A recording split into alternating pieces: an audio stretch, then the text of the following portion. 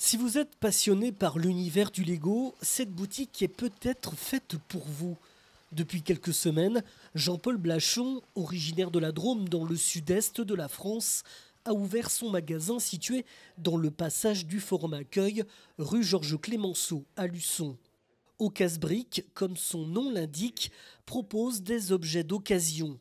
Mais ici, les pièces mises en vente sont avant tout de collection, allant des années 70 à nos jours, avec parfois des objets très rares, à l'image de cette boîte de Lego datant de la fin des années 50. Celle-ci qui date de 1957, donc c'est la boîte la plus vieille que j'ai, donc qui est complète, avec la belle photo de la famille de 1957. Après, surtout du Star Wars, puisqu'il y a une grosse demande, et du technique.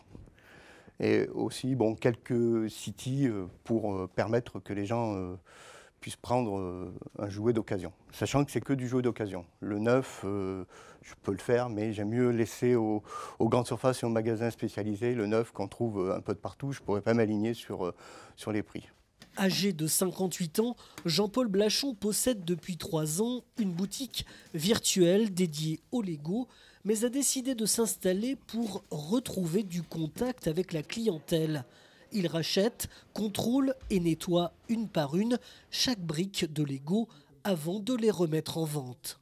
Là, je remonte un set Minecraft que j'ai acheté d'occasion et je contrôle le set s'il est complet. Je nettoie toutes les pièces pour le remettre quand même en état potable. Et c'est un set qui sera vendu d'ici 2 ou 3 jours à un prix très abordable. Voilà, donc tous mes sets sont contrôlés, tous les sets que vous avez vus sont contrôlés, sont nettoyés et désinfectés aussi, puisqu'on est dans une période où il faut désinfecter.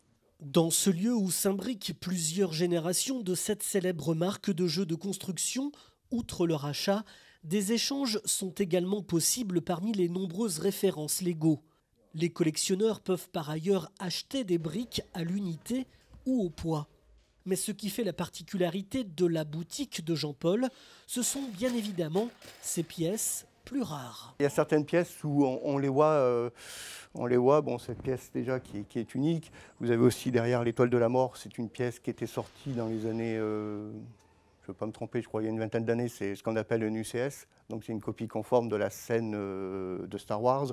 J'essaye de trouver des pièces qui sont rares à trouver en commerce, voilà, parce que c'est